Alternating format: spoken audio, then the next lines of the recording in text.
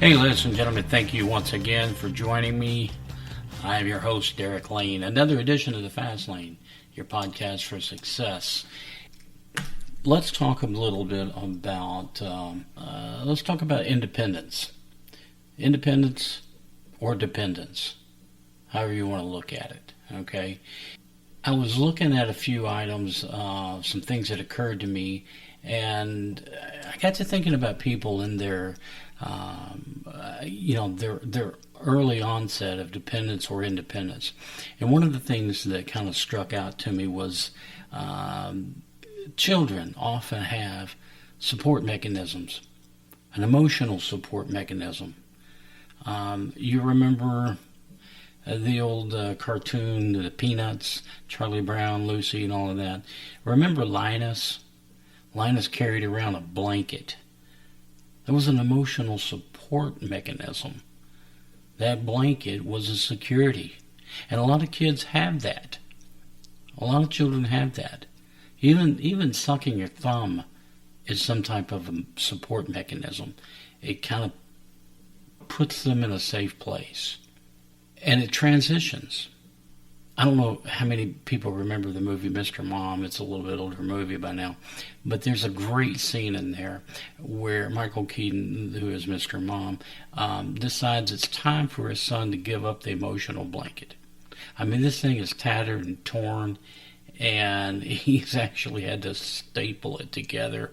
And he sets his son down and it's a funny scene, but he sets his son down and talks about the importance of giving up this blanket. It's now time to let go.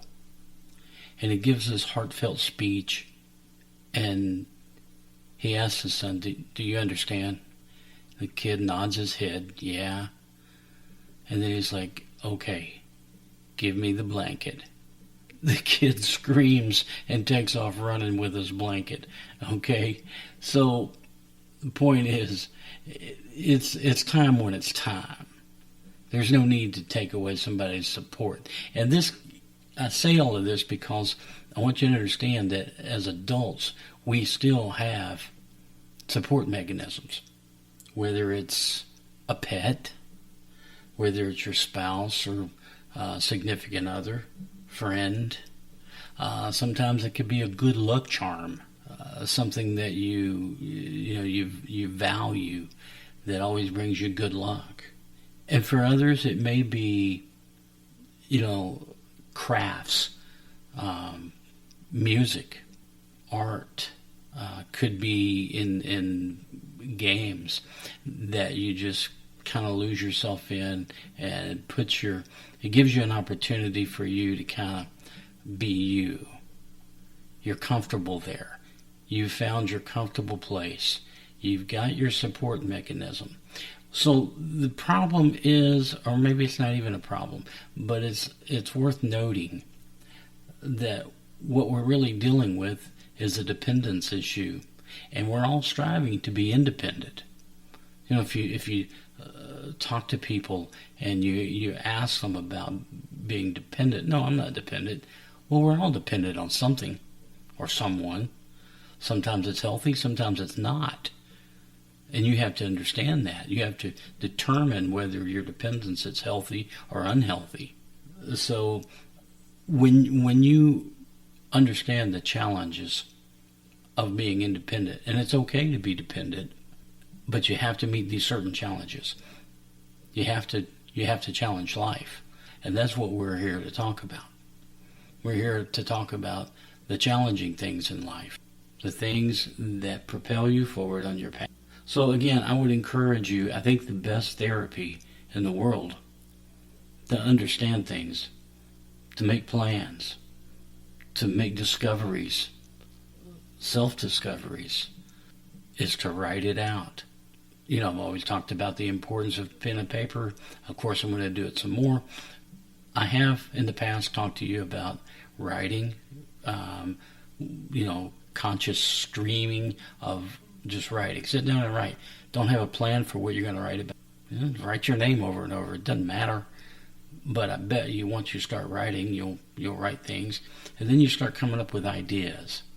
And there's a lot of fortunate people out there that writing is their support mechanism, and that's great. I mean, I think it is, but it's an outlet, it's an avenue. It also gives you that independence. So sometimes your dependence is your independence. Does that make sense? No, but let's go with it. So find an avenue, find a way to get creative and to let your ideas, your independence shine. Because whatever you're thinking of, and you're moving toward, being in a place, and sometimes it's meditation. We've talked about that. If you get into a place where you can think about things, where you're clear thinking, you don't have pressure, you don't have people pushing and pulling on you, you're not under financial constraints. You're just you, and you're thinking clearly. Again, I found the best way for me is to write things down. I think it works for just about everybody I've talked to and coached and guided them through. So writing the things down, your creative side, write down your things that you're dependent upon. We had some heavy storms in my area this weekend, and I found out one thing that I was dependent upon, and that was electricity. Man, it went out for several hours. While I'm in the midst of trying to create and do some work, do some things that were important, I'm at a loss. No computer. Oh my goodness. And of course, you're thinking, well, Derek, you're always talking about pen and paper. Yeah, but I'm going to do it by candlelight. Anyway, so I postponed it, and it wasn't too bad. But again, we're going back to dependence or independence. So, I'm dependent on electricity. Found that out very sharply and clearly. And that dependence helps me to become independent. See where I tied that back together? Brought it back around? Anyway. All right, so when you set things out, when you find out what your obstacles are versus the things you need, you clearly define your dependence versus independence. And you can then accentuate, again, the positives and eliminate the negatives. Very simple formula, right? Well, I wish it was that simple. We have to work on these things over and over again. Because believe it or not, sometimes we're not truthful with ourselves. Believe it or not, sometimes we hide the truth from ourselves. And you may think that sounds silly. It's not. It's not. You're just not ready to admit it yet, even to yourself. Being honest with yourself is grandiose. It's huge. It's big. You just have to get to that place and accept it and not be embarrassed by it. I don't know what you've got out there that you're embarrassed by. I don't think there's a single person living on this planet that something isn't gonna cause them to blush a little bit. Something in their past or something currently, doesn't matter. But that's okay. As they say, put on your big boy pants and let's move on. So that's what you do. You find out your dependencies, you find out your independent side, what you want to do, your clear path, things that you want to do, things that you want to be, things you want to have, and then you start the program. Then you start your program. We got into goal setting, and this kind of it hinges on goal setting a little bit, and that's fine. Well, you want to do that. But I think the importance of this exercise is to find the objects in your way, clear them out, find out what the things you need are, the things that you need to be free. Again, I think that's the most important thing. You ask most people what they want, what their success looks like, and almost always it's going to say, come back to money. Well, I want money. I want lots of money. Well, without a plan for money and what you need that money for and what you're going to do with that money, it doesn't really bring that much joy until you know what you want with it. So I'm going to challenge you to think about your goals and to think about what money will do. Why money? What are you going to do with that money? I've even encouraged people to make this exercise. Write down a fictitious bank statement. Create a bank statement that has, whatever amount, $1 million or $10 million, whatever. And then write out what you're going to do with that money. You're just going to put it into an IRA, or you're going to invest it, or you're going to open a theme park. You're going to try to create Jay Leno's garage with it. Whatever you want to do with your money, have an idea what you want that money for. If you want to just have it to give to your children or heirs, whatever. But it's important to know what the money is intended to do. Well, I want a nice house, I want a nice car, I wanted this, I wanted that. Fine. You'll find a way to get it if you're that dang serious about it. Okay? But if you just say, I want money, you're going to be chasing it forever. You're going to be chasing that dollar forever because you don't know why you want it. You don't know why you want the money. Make sure you know why and who you're going to share it with. And what you're going to do once you achieve that, what are you going to give back? Nature's not capricious, okay? We have to make deals.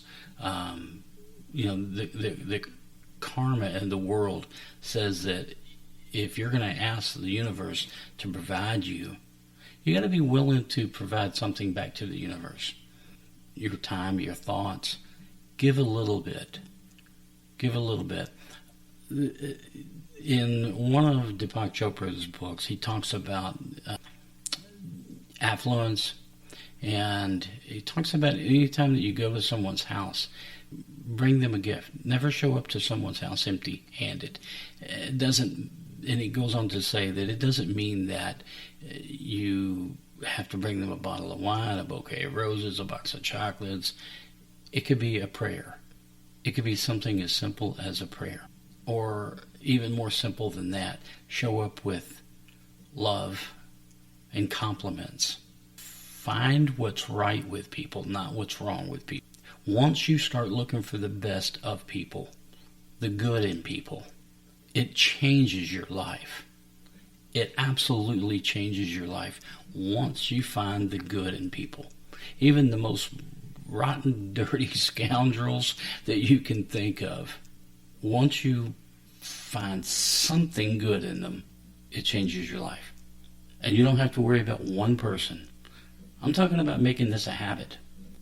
Your lifestyle is one of giving back positive energy.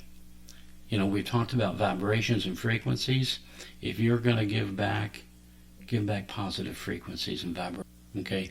We'll do another show about vibrations and frequencies because it's very important. But right now, I want you to understand you. Again, we started out with dependent versus independent. We've talked about emotional support structures and how they help you, sometimes hinder you, but it's important to know. It's important to know who you are. And that's the biggest lesson here. Know who you are, what you want, what your outcome is, what's your big picture. You can get dirty in the details all you want, and you should, as long as you've got a big picture, as long as you see the world in a huge panoramic view and your place in it. Thank you for listening to this podcast. I hope you share this podcast with people that it will positively affect. I want you to, if it's just one person, share, like and share. Send me positive comments, please.